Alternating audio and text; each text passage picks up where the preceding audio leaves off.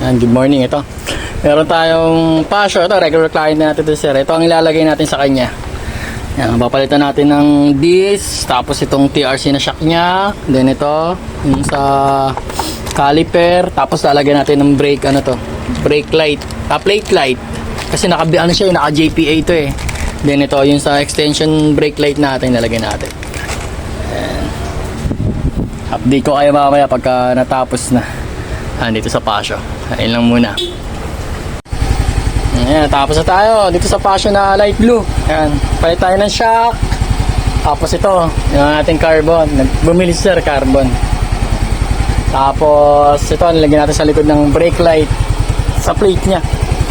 Ayan, meron na siya. Sir, pa-off nga ako sir ng makina mo para makita mamatay. Yun o, sige sir, pa-on. Ayan, pag nag-on, automatic na siya meron. Tapos, sir, yung sa brake. Ito pa, ayan, ginawa namin brake light, dagdag ng brake light. Kasi sa JPA, sir, sa mga JPA, mga bossing, ito lang, oh. Sige, sir, brake ka. Ito lang, oh. At least yan, pag nag-brake ka, bitaw, sir. Oh. Isa pa, brake, sir. Oh, yun, oh. Dalawa na sila.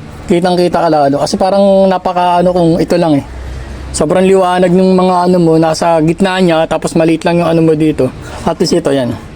Pag nag-brake ka, sir, isa pa. Ayan, liwanag, maliwanag siya. Maaga pa dito, maliwanag yun. Lalo na sa gabi, kitang-kita yan. Ayun lang. Ano pa ba yun? Ginag namin dito. Ayan, naka-TRC na rin siyang shock. Nabit namin. Tapos yan, ginamitan namin ng ng bracket na stainless. May kasama, binili nito ni sir eh.